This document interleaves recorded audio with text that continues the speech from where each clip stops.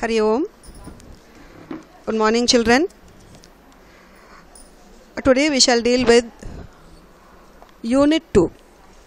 Unit 2 actually deals with description. We have prose part that describes the craft of making tea. Poem by Toru Dutt, Our Casuarina Tree, that describes the huge tree in her garden, which symbolizes her happy childhood associations. And the non-detail deals with the fantasy, describing the incredible experience of a young man who survives a dangerous ordeal in the sea. Overall, the second unit deals with descriptive forms. The prose as such deals with A Nice Cup of Tea by George Orwell. A nice cup of tea. What a title. Tea is actually an aromatic beverage consumed by majority of the people all over the world. It is considered to kindle the spirit in us, making us energetic and brisk enough and drives us towards our task. But there is a dispute in making this tea. People have different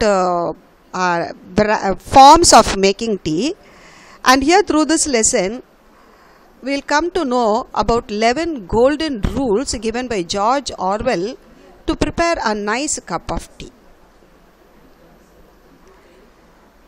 Do you like tea, children? Do you drink tea? And do you know to prepare? And there are varieties of teas: herbal tea, iced tea, lemon tea, green tea, black tea, tea with milk. You know the process of making this tea actually. You know where it grows. India is one of the largest producers of tea. And we see many people reading the newspaper with a cup of tea, sipping the tea. Even in the rustic areas, we see the tea shops, the benches occupied by the people there, having a tea in one hand and reading through the newspaper. Even the people belonging to this poverty line like to have a cup of tea. It's a sort of stimulation to them. Therefore, this tea seems to be a part of life here. You know how is it made?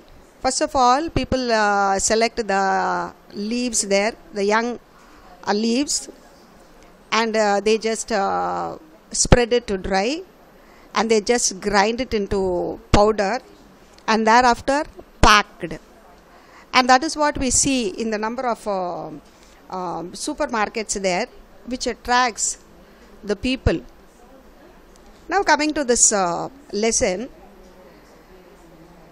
first of all, the author George Orwell says he feels it's curious because no cookery book has a recipe of making a tea there. He is curious because it is a subject of violent disputes. People have their own way of making tea, it seems. Therefore, he points out a good tea involves 11 steps here. He says tea is one of the mainstays of civilization. It has become a part and parcel of our life. It has become a culture too. We visit our friends, relatives, cousins. There we are greeted and given with warm welcome and even provided with the tea there. It's not a matter of how the tea tastes, but it has become a part of our culture. And that is what he means to say, mainstays of civilization. And he points out the 11 rules here and he regards them as golden rules. Now let us see about the author. George Orwell was an English novelist, essayist and critic. He was born on 25th June 1903 in Motihari, India. The son of a British civil servant, he spent his first days in India, where his father was stationed. He was a man of strong opinion who addressed some of the major political movements of his times, including imperialism, fascism, and communism.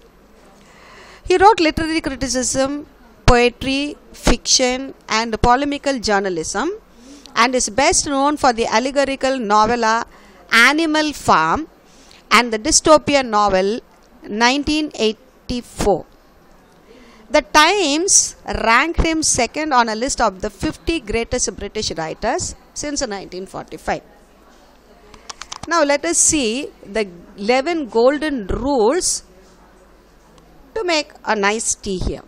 You see the picture of the process of how to make the tea powder.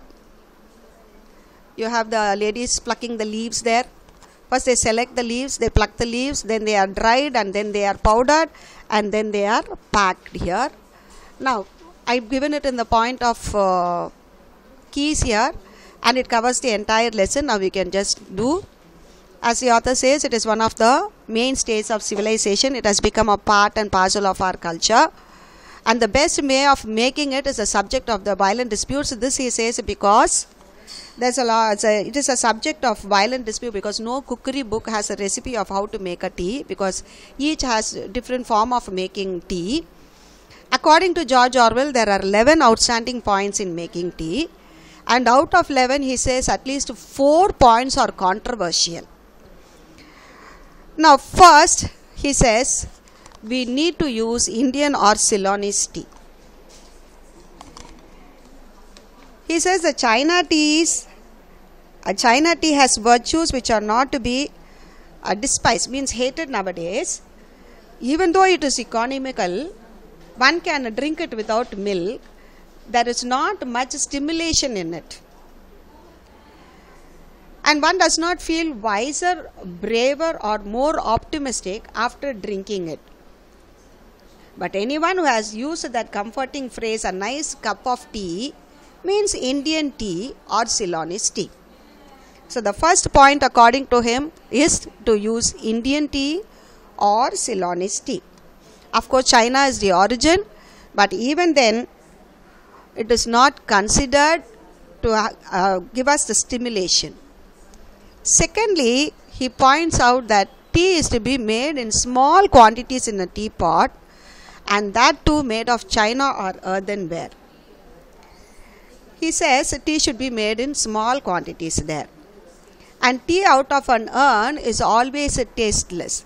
It is better to use earthenware or chinaware, for the tea made out of urn is always tasteless, it seems, while the army tea made in cauldron is a large boiling pot, and it tastes grease and whitewash. Therefore he says the tea should be made of china or earthenware, and silver or Britannia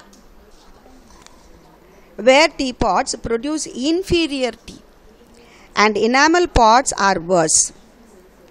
Though curiously enough, a pewter teapot is not so bad. So there are number of wares used, but still he says we need to use earthenware or chinaware, and it should be made in small quantities.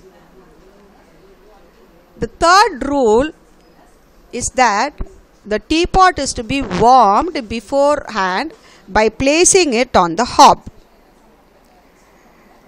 than by the usual method of swilling it out with hot water.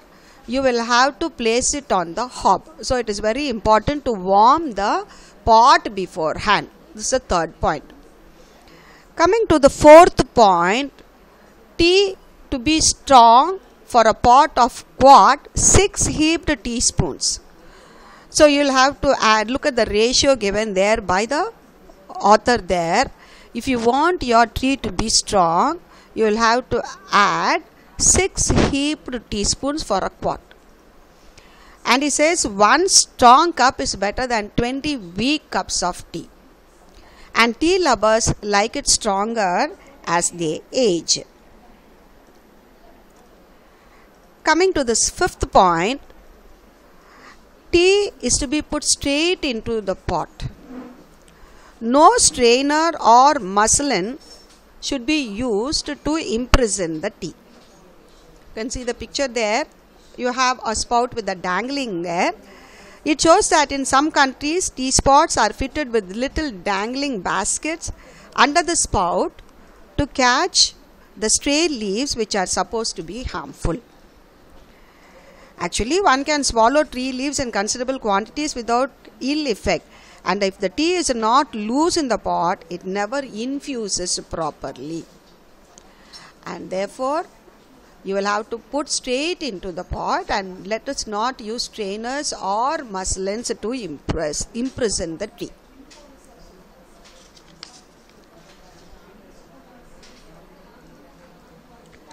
The next rule, according to Georgewell, sixth rule, is to take the pot instead of kettle.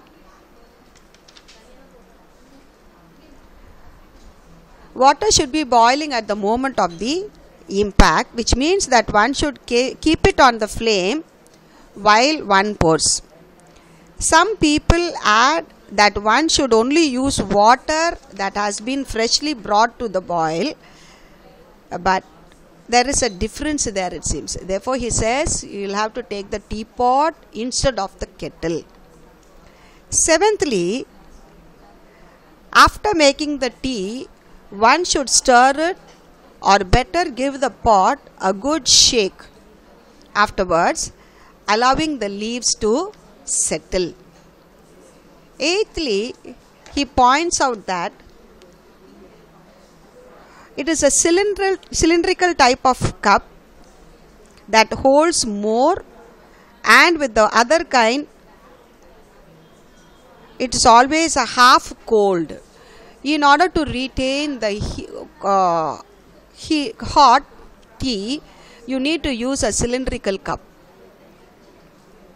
Ninthly, you will have to pour cream off the milk before using it for tea, for it gives a sickly taste.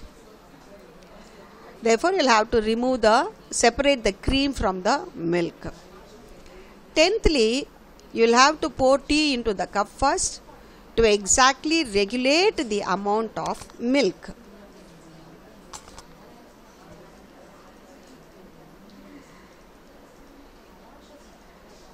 By putting the tea in first and stirring as one pours, you actually regulate the amount of milk, whereas one is liable to put in too much milk if one doesn't the other way round. Lastly, tea should be drunk without sugar to get the exact flavor of tea. Controversies exist, but the whole business of making and drinking tea is subtilized. George Orwell goes to the extent that he calls the people misguided if they add sugar to the tea. He even warns them and advises them to take tea without sugar for a fortnight, and it is very unlikely that they will never ruin the taste of the tea.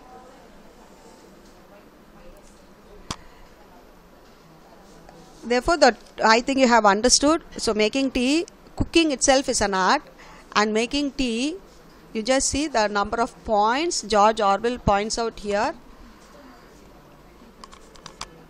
to make a nice cup of tea. You already have a part in your question paper where you have to describe a process, and this is again a description of making a tea, and that too a nice cup of tea. Hope children you had a long sip of tea, and that too a very tasty tea while reading through the lesson. Now let us recall the points once again. So there are 11 outstanding points to make tea. First we'll have to use only Indian tea or Ceylonese tea. Secondly, we'll have to make them in small quantities in a teapot made of china or earthenware. Third, warm beforehand the teapots by placing it on the hob. Fourthly, tea should be strong. For a pot of quart, you'll have to add 6 heaped teaspoons. And he says that 1 strong cup is better than 20 weak cups of tea. and tea lovers like it stronger as they age. Fifthly, tea is to be put straight into the pot and no strainers or muslin to imprison tea. In some countries, teapots are fitted with little dangling baskets under the spout to catch the stray leaves, which are supposed to be harmful. Sixthly, you'll have to take the teapot instead of kettle, and water should be boiling at the moment of the impact. Seventhly, you'll have to stir it after making tea or give the pot a good shake and allow the leaves to settle. Eighthly, drink out of a cylindrical breakfast cup which holds more and keeps it hot. Ninthly, pour cream off the milk before using it for tea. Tenthly, pour tea into the cup first to exactly regulate the amount of milk. Lastly, tea should be drunk without sugar to get the exact flavor of tea. And the last point is actually the Russian style actually, where he points out that tea should be drunk without sugar. He says controversies exist, but the whole business of making and drinking tea is subtilized. Mysterious social etiquette around teapots, subsidiary uses of tea leaves, telling fortunes, predicting arrival of visitors, feeding rabbits, healing burns, sweeping the carpet,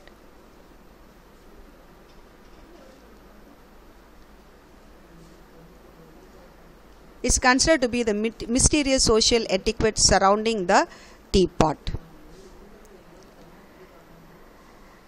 Therefore, it is pointed out that tea is a mainstay of civilization. Nurture the culture with tea. And this is actually taken from the collected essays, Journalism and Letters of George Orwell. Hope you have learned how to make a nice cup of tea. Until we are in this family quarantine, I think it will enable you in enhancing yourself in making a nice cup of tea, children. Give a reading to the lesson and try to understand. It needs not have much explanation, for it's only the 11 points covering to make a nice cup of tea.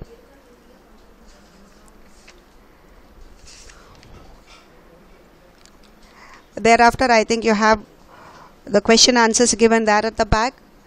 If at all you have a text, you can just go through and mark the answers.